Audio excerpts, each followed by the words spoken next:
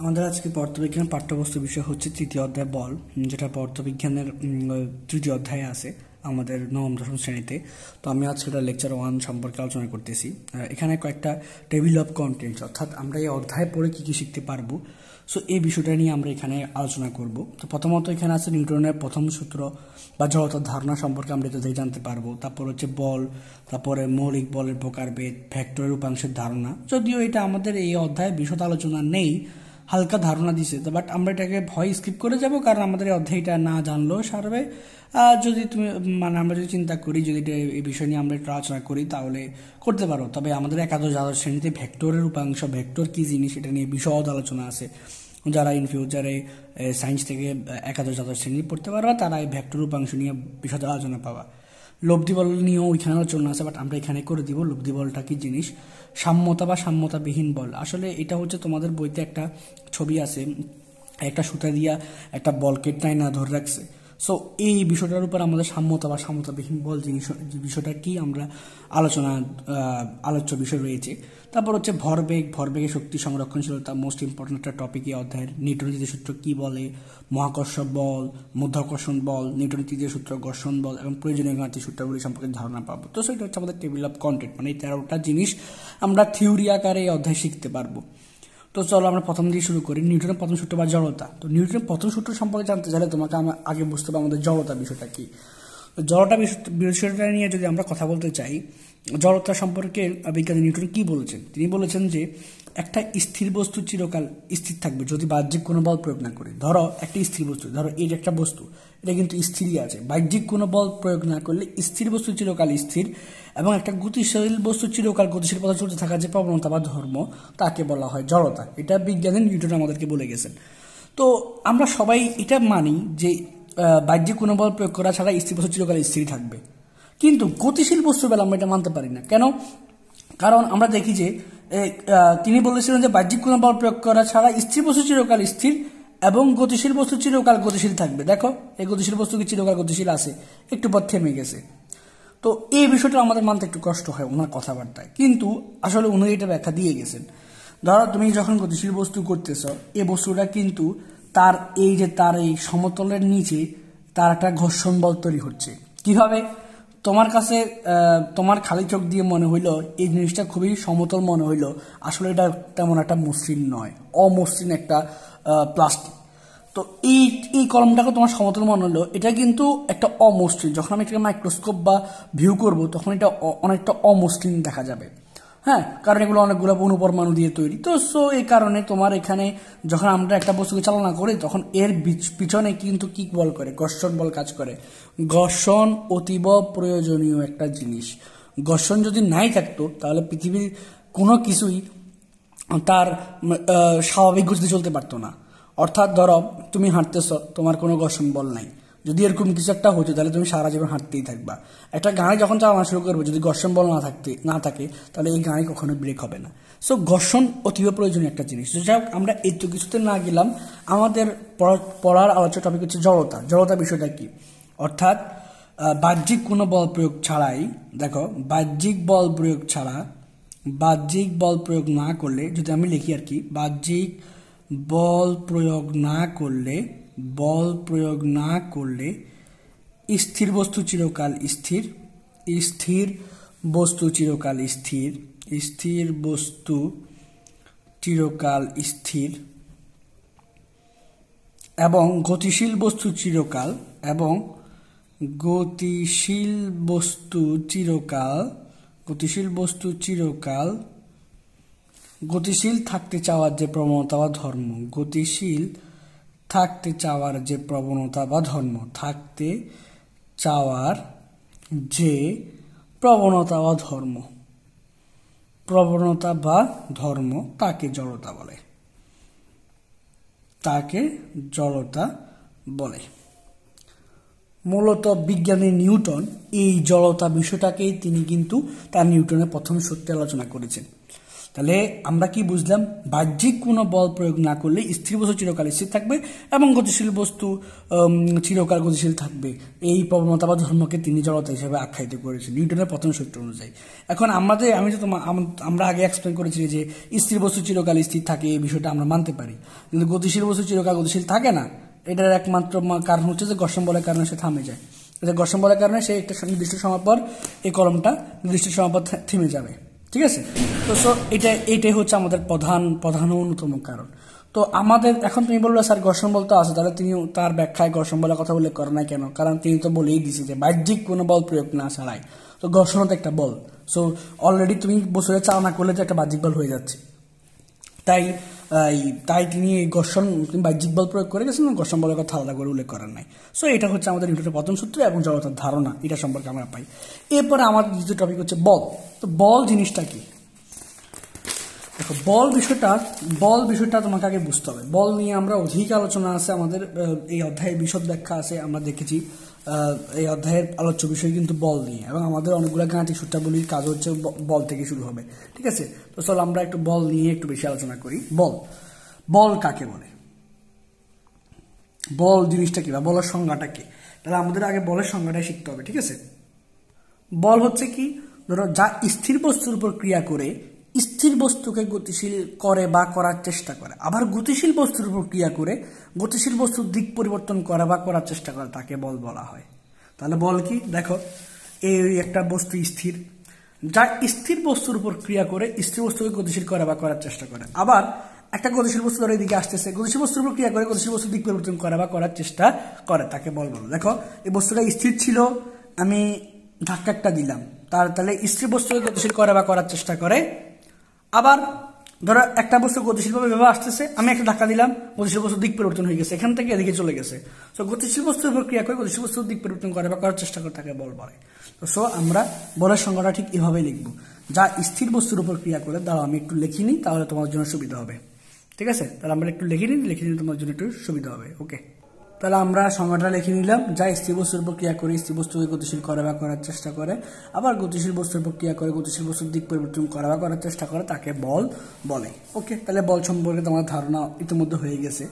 বলকে এফ দ্বারা প্রকাশ করা হয়।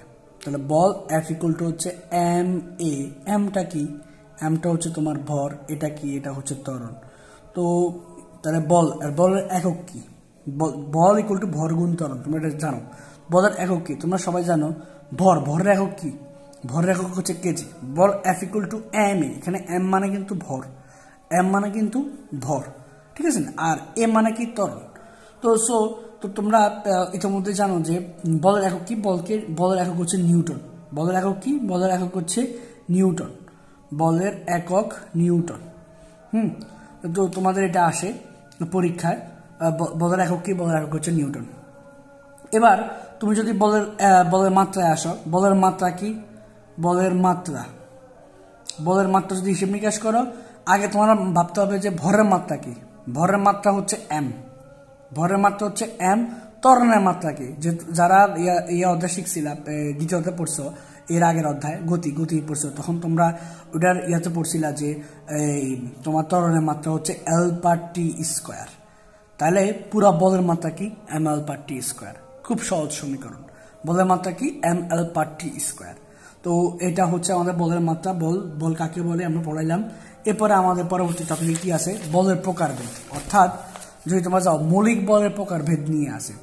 বল, পৃথিবীতে অনেক ধরনের বল আছে। ধরো ঝড়ে একটা গাছ উড়াই নিয়ে চলে গেছে, এটাও এক ধরনের বল। তারপরে ট্রেনের একটা ইঞ্জিন দিয়ে 10-12টা বলকে একসাথে করে টেনে নিয়ে যাচ্ছে, এটাও একটা বল। তুমি একটা ফুটবলকে লাথি দিলা, সেটাও একটা বল। ক্রিকেট বল জোরে ছুড়ে মারলা, সেটাও একটা বল। তাহলে সবগুলাই একটা বল। তবে মনে রাখবা, পৃথিবীতে যত বল আছে সবগুলাই বল কিন্তু 4টা বলের মধ্যে সীমাবদ্ধ। সেই 4টা বল কি কি? সেই 4টা বলকে বলা হয় মৌলিক বল। এই 4টা বল কি কি? তোমার একটা হচ্ছে মহাকর্ষ বল, তারপর হচ্ছে বিদ্যুৎ বা তাড়িত চুম্বক বল, সবল নিউক্লিয় বল, দুর্বল নিউক্লিয় বল। তো আমরা আমাদের এই 4টা মৌলিক বল সম্পর্কে ধারণা পাইতে হবে। তো আমি এটা লিখে নিই, তারপর আমি তোমাদেরকে আবার ব্যাখ্যা করতেছি। এবার আসো, এই যে মৌলিক বল 4 প্রকার। হ্যাঁ, দুটি বস্তু কণার মধ্যে আকর্ষণ বলটাকে আমরা বলি মহাকর্ষ বল। ধরো আমাদের পৃথিবীতে দুটা বস্তুর মধ্যে যে আকর্ষণ থাকে ওই আকর্ষণ বলটাকে বলা হয় মহাকর্ষ বল। এই মহাকর্ষ বলের কারণে কিন্তু তোমার সূর্যকে কেন্দ্র করে পৃথিবী ঘুরতেছে এবং পৃথিবীকে কেন্দ্র করে চাঁদ ঘুরতেছে, প্রত্যেকটা গ্রহ ঘুরতেছে। তাহলে মহাকর্ষ বল খুবই ইম্পর্টেন্ট একটা জিনিস আমাদের এই জীবজগতে। মহাকর্ষ বলের কারণে কিন্তু আমাদের পৃথিবীতে সুশৃঙ্খল নিয়মে দিন রাত্রি আমরা দেখতে পাচ্ছি।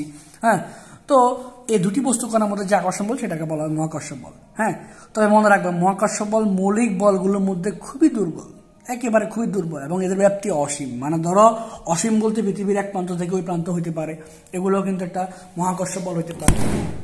তো সো এদের তোমার এদের সীমাটা কিন্তু অসীম, সীমাটা কিন্তু কি অসীম, অর্থাৎ অসীমও এই মহাকর্ষ বলটা কাজ করতে পারে অসীম সীমার মধ্যেই। এবার আসো আমরা যাব দুর্বল নিউক্লিয় বলে। দুর্বল নিউক্লিয় বলে যদি আমরা যাই, তেজস্ক্রিয় নিউক্লিয়াস থেকে বিটা রশ্মি নির্গমের জন্য দায়ী বলটাকে বলা হয় দুর্বল নিউক্লিয় বল। অর্থাৎ তেজস্ক্রিয় নিউক্লিয়াস থেকে যে বিটা রশ্মি নির্গমন ঘটে সেই জন্য দায়ী বলটাকে বলা হয় দুর্বল নিউক্লিয় বল। হ্যাঁ, এই দুর্বল নিউক্লিয় বল তো কিন্তু তোমার মহাকর্ষ বল থেকে শক্তিশালী এবং তড়িৎ চুম্বক বল থেকে ট্রিলিয়ন গুণ দুর্বল। মানে দুর্বল নিউক্লিয় বলটা কিন্তু তড়িৎ চুম্বক বল থেকেও কিন্তু দুর্বল আছে। যেটা আমরা পরবর্তী পড়বো। এর ব্যাপ্তি 10⁻8 মিটার। জাস্ট এগুলা তুমি জাস্ট তোমার ইনফরমেশন হিসেবে পড়ে নিতে পারো যে কোন বলের কাজ কেমন। এরপর আসো তড়িৎ চুম্বক বল বা বিদ্যুৎ চুম্বকীয় বল। তড়িৎ বল বা তড়িৎ চুম্বকীয় বল একই বলের ভিন্ন রকম রূপ। অর্থাৎ তড়িৎ চুম্বক বল যে কথা, বিদ্যুৎ চুম্বকীয় বল একই কথা, অর্থাৎ এটা জাস্ট একই বলের ভিন্ন রূপ। এটার একটা সুন্দর ব্যাখ্যা হচ্ছে, যখন আমরা শীতকালে বা নর্মালি যে কোনো সময় চিরুনি দিয়ে অনেকক্ষণ ধরে চুল আঁচড়াই, তখন কাগজের টুকরা করলে, ছোটবেলায় এটা নিয়ে আমরা এক্সপেরিমেন্ট ছোটবেলায় করেছি। তুমি যখন কাগজ টুকরা নিয়ে চিরুনিকে তো সামনে ধরবা, দেখবা যে এগুলো আকর্ষণ হচ্ছে এবং কিছু সময় পর বিকর্ষণ হচ্ছে। হ্যাঁ, সো এইটা হচ্ছে তড়িৎ চুম্বক বল আর বিদ্যুৎ চুম্বকীয় বল। মোস্ট ইম্পর্টেন্ট একটা লাইন মনে রাখবা, এই পৃথিবীতে এই একটা বলেরই আকর্ষণ বিকর্ষণ থাকে, তড়িৎ চুম্বক বল বা বিদ্যুৎ চুম্বকীয় বলের, কিন্তু আর কোনো বলের বিকর্ষণ শক্তিটা নেই। যেমন মহাকর্ষ বল চাইলে বিকর্ষণ করতে পারবে না, দুর্বল নিউক্লিয় বলের বিকর্ষণ শক্তি নেই, কিন্তু এই একমাত্র বলের আকর্ষণ বিকর্ষণ দুটোই আছে। তো আকর্ষণ অথবা বিকর্ষণ করতে পারে, অন্য বল শুধু আকর্ষণ করতে পারে। এদের ব্যাপ্তিও কিন্তু এটার মতোই অসীম এবং মহাকর্ষ বলের তুলনায় 10⁻36 গুণ শক্তিশালী। ঠিক আছে, এরপর আসো সবল নিউক্লিয় বল। সবচেয়ে শক্তিশালী মৌলিক বলকে বলা হয় সবল নিউক্লিয় বল। নামটা দেখে বোঝাচ্ছে এদেরকে সবল কেন বলা হয়েছে, অবশ্যই এদের শক্তি বেশি হওয়ার কথার কারণে এদেরকে সবল নিউক্লিয় বল বলা হয়েছে।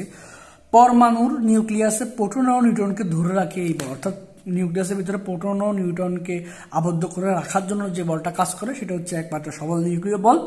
এবং এই বলে বড় বড় নিউক্লিয়াস ভেঙে ছোট ছোট নিউক্লিয়াসকে জোড়া লাগিয়ে শক্তি উৎপাদন করা সম্ভব। মানে বড় বড় নিউক্লিয়াসকে ভাঙে অথবা ছোট ছোট নিউক্লিয়াসকে জোড়া লাগিয়ে যে শক্তিটা উৎপন্ন হয় সেই শক্তিটা এই সবল নিউক্লিয় বল থেকে আসে। এবং নিউক্লিয়ার বোমা শক্তিমত্তা বলো, সূর্যের আলোর তাপের উৎস, সবগুলা এই সবল নিউক্লিয় বলের কারণে হয়ে থাকে।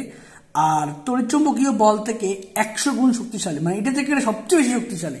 হ্যাঁ, তাহলে আর এদের ব্যাপ্তি হচ্ছে 10⁻50 মিটার। একটু খেয়াল করলে বুঝবা, এখানে বলা আছে সবচেয়ে দুর্বলতম। মানে এই চারটা বলের ভিতরে তুমি যদি চারটা বলের কথা আমরা যদি একটু তুলনা করি, এই চারটা বলের ভিতরেই এতে একেবারে সবচেয়ে দুর্বল। আর আমরা দুর্বল নিউক্লিয় বলটা যখন পড়ছিলাম তখন দেখছিলাম এটা মহাকর্ষ বল থেকে শক্তিশালী। হ্যাঁ, তার মানে এটা থেকে শক্তিশালী আমরা বুঝতে পারতেছি। কিন্তু তড়িৎ চুম্বকীয় বল থেকে ট্রিলিয়ন গুণ দুর্বল। তার মানে এইটা এটার থেকেও দুর্বল। মানে সবচেয়ে দুর্বল এইটা, তারপর এটা দুর্বল, হ্যাঁ এটার থেকেও দুর্বল বলছে, তার মানে এটা একটু শক্তিশালী এটার থেকে, তারপর এটা বলছে তারপর এইটা, অর্থাৎ সবার আগে সবল নিউক্লিয় বল, তারপর তড়িৎ চুম্বকীয় বল বা বিদ্যুৎ চুম্বকীয় বল, তারপরে তোমার দুর্বল নিউক্লিয় বল, তারপর হচ্ছে মহাকর্ষীয় বল, একেবারে নর্মাল। ঠিক আছে, হ্যাঁ, তাহলে এইটা প্রথমে, তারপর এইটা সিরিয়াল, তারপর এইটা, তারপর এইটা। তাহলে সবচেয়ে শক্তিশালী এ, তারপরে এ আছে, তারপরে এর অবস্থান সবচেয়ে দুর্বলতম বল হচ্ছে মহাকর্ষ বল। ঠিক আছে, আবার ভাবিও না যে দুর্বল নিউক্লিয় বল মানে সবচেয়ে দুর্বল এতেই হবে, এইটা ভাবার কোনো সুযোগ নেই। সো এটা ছিল আমাদের মৌলিক বলগুলোর ব্যাখ্যা। এরপরে আমাদের এখানে আরো আছে তোমাদের ভেক্টর রূপাংশের ধারণা। তো আমরা বলছিলাম যে ভেক্টর রূপাংশ নিয়ে ব্যাখ্যা আমরা অধ্যায় মানে এই চ্যাপ্টারে তোমার না দিলেও চলবে, কারণ আমাদের নবম দশম শ্রেণীতে ভেক্টর রূপাংশের ব্যাখ্যা তেমন একটা নাই। তবে লব্ধি বলের ধারণা আমাদের দেওয়া দরকার, কারণ আমাদের বইতে লব্ধি বল সম্পর্কে হালকা ধারণা দেওয়া আছে। সো আমরা লব্ধি বল নিয়ে একটু কাজ করব। তো আমি একটু লিখিনি, তাহলে আমরা লব্ধি বলের গুলো লেখা দিতে আমাদের জন্য সুবিধা হবে। ওকে, চলো আমরা শুরু করি। লব্ধি বলের ধারণা, একাধিক ভেক্টরের সম্মিলনে যে ভেক্টর পাওয়া যায় তাকে লব্ধি ভেক্টর বলে। আমি এই কথা বলছি, তুমি বুঝো নাই বা তোমরা বুঝবে না কেন, এটার একমাত্র কারণটা আমি বলি। একাধিক ভেক্টরের সম্মিলনে তোমরা বলবা যে, প্রথম প্রশ্ন আমাকে বলবা যে স্যার ভেক্টর কি, তারপরে দ্বিতীয় প্রশ্ন বলতে পারো যে একাধিক ভেক্টরের সম্মেলন ঘটবে, তারপর এখান থেকে আমরা 8টা ভেক্টর পাবো, সেটাকে লব্ধি ভেক্টর বলে। এটা আবার কি জিনিস? তো চলো আমরা যদি বলি যে তোমাদের দ্বাদশ অধ্যায় যেটা, দ্বাদশ শ্রেণীতে যেটা বা একাদশ বা দ্বাদশ শ্রেণীতে তোমরা ভেক্টর নিয়ে বিস্তারিত আলোচনা পাবে, তো আমরা এটাকে হালকা তোমাদের একটা ব্যাখ্যা দিয়ে বুঝাতে পারি। ধরো তোমরা একটা বস্তুকে বা একটা বস্তু এখানে আছে, হ্যাঁ, ধরো একটা বস্তু এখানে আছে, একজন ব্যক্তি এদিক থেকে টানতেছে, আরেকজন ব্যক্তি এদিক থেকে টানতেছে, ঠিক আছে? একজন ব্যক্তি এদিক থেকে টানতেছে, একজন ব্যক্তি এদিক থেকে টানতেছে। এখন এর টানা যে বল এবং এর টানা যে বল, দুটো বল যদি সমান হয়, এ বস্তু এক জীবনের জায়গা থেকে লড়বে না। মানে এই যে শক্তি প্রয়োগ করে টানতেছে, এই যে শক্তি প্রয়োগ করে টানতেছে, তাহলে এই বস্তু কখনো লড়বে না, কারণ দুজনের সাম্য অবস্থায় আছে। কিন্তু যদি এই বস্তু, ধরো আমি যাতে পিছু থেকে টানতেছে, এতে যদি এর থেকে একটু বেশি পরিমাণ বল নিয়ে টানে, মানে কিছু পরিমাণ বল নিয়ে এর থেকে বেশি টানে, তার মানে এই বস্তুটা তার দিকে যাবে। তবুও মনে রাখবা, সে যেভাবেই টানুক না কেন, এই যে পরিমাণ শক্তি এখান থেকে দিয়ে টানতেছে, তার এখান থেকে ওই পরিমাণ শক্তিটা নিষ্ক্রিয় হয়ে যাবে। তাহলে দেখো, একবার তুমি এখান থেকে টানতেছো, সে এখান থেকে টানতেছে, কিন্তু তোমার শক্তি প্লাস আরো কিছু যুক্ত হয়েছে, হ্যাঁ, একাধিক ভেক্টর মানে কাজ করতেছে, মানে দিক, আমরা জানি ভেক্টর মানে দিক নির্দেশক। তো বিভিন্ন দিকে ভেক্টর এগুলা কাজ করতেছে, কিন্তু পরে দেখা গেল তুমি একটু বেশি পরিমাণ শক্তি প্রয়োগ করছো ওর তুলনায়, যার কারণে তোমার দিকে বস্তুটা যাচ্ছে। তবে মনে রাখবা, তুমি যদি এখানে 50 নিউটন বল দাও, মানে টোটালি আগেরটা এবং পরেরটা, ধর আগেরটা ছিল 40 নিউটন, এখন তুমি আর 10 নিউটন যুক্ত করে 50 নিউটন বলে টানতেছো, কিন্তু এ আর মনে আসেনি তোমার, আমি প্রথম দিয়ে বলছি যে এ আর এ তুমি একই বলে টানতেছো, তার মানে তোমারও 40 ছিল, আগে এরও 40 ছিল, পরে এ 10 নিউটন বাড়াইছে, 10 নিউটন বাড়ায় 50 নিউটন হয়ে গেছে। তার মানে কি? তার মানে তুমি 50 নিউটন বলে টানলেও তোমার বস্তুটা 10 নিউটনে কাজ করবে, কারণ 40 নিউটন ওদিক দিয়ে টানার কারণে নিষ্ক্রিয় হয়ে যাচ্ছে। সো একাধিক বল কাজ করে যে ভেক্টরটা আমরা পাই, ওইটাকে বলা হয় তোমার লব্ধি। ঠিক আছে, এবার আসো সাম্যতা বা সমতাবিহীন বল, বিষয়টা বুঝে বলি।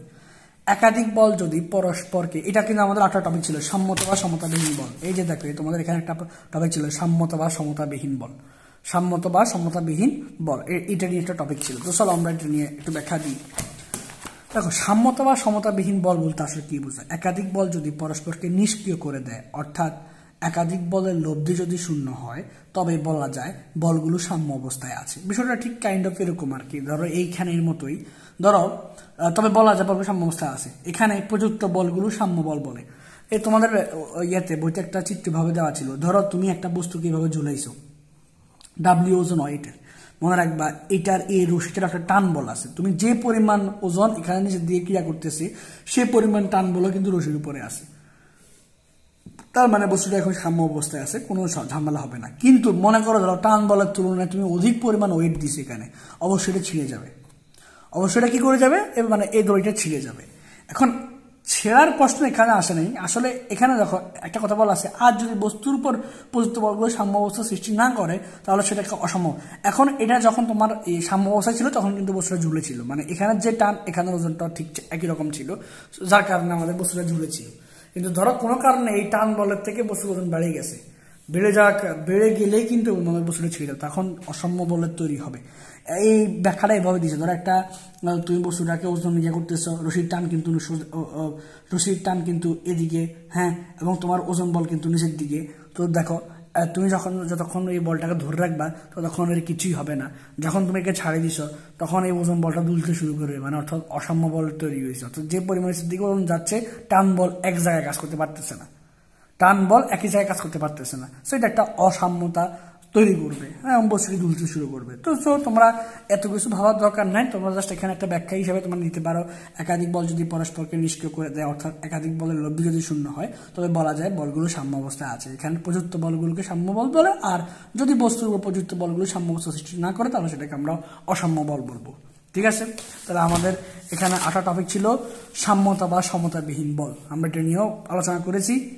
এরপরে আসবে তোমার ভরবেগ ও ভরবেগ শক্তি সংরক্ষণশীলতা। তো চলো আমরা এটা নিয়ে একটু ব্যাখ্যা করি। হ্যাঁ, দাঁড়া আমি একটু লিখে তাহলে ব্যাখ্যা করলে তোমার জন্য সময় স্বল্পতা কম হবে। তো আমরা আজকে এখন কি করব, ভরবেগ এবং ভরবেগ ও শক্তি সংরক্ষণশীলতা নিয়ে একটু ব্যাখ্যা করব। চলো আমরা ব্যাখ্যাতে যাই। ব্যাখ্যাতে গেলে প্রথমে তোমাকে বুঝতে হবে ভরবেগ জিনিসটা কি। ভরবেগ জিনিসটা কি, ভর ও বেগের গুণফলকে ভরবেগ বলে, অর্থাৎ ভরবেগ P = mv। তো এখানে ভর একক কি, কেজি, এবং বেগের একক কি, মিটার পার সেকেন্ড। তো একসাথে যদি আমরা হিসাব করি তাহলে ভরবেগের একক হবে কেজি মিটার পার সেকেন্ড, এটা হচ্ছে ভরবেগের একক। ঠিক আছে, তো এখন আমরা যদি যাই আর আচ্ছা, যদি তোমার যদি ভরবেগের মাত্রাতে যাও তো এম এর একক কি, ভরের একক বড় হাতের এম, আর বেগের একক যদি আমরা দ্বিতীয় অধ্যায় পড়ে থাকি গতির অধ্যায়, তখন আমরা শিখছিলাম L/T1। হ্যাঁ, তো হিসাব নিকাশ করলে ভরবেগের মাত্রা হচ্ছে mL/T1। তো এবার আমরা শিখবো ভরবেগের সংরক্ষণশীলতার সূত্র, মানে এটা নিয়ে আমরা এখন একটু ব্যাখ্যা করবো। ভরবেগের সংরক্ষণশীলতার সূত্র আসলে আমাদেরকে কি ধারণাটা দেয়, আমরা এটা নিয়ে এখন আলোচনা করব।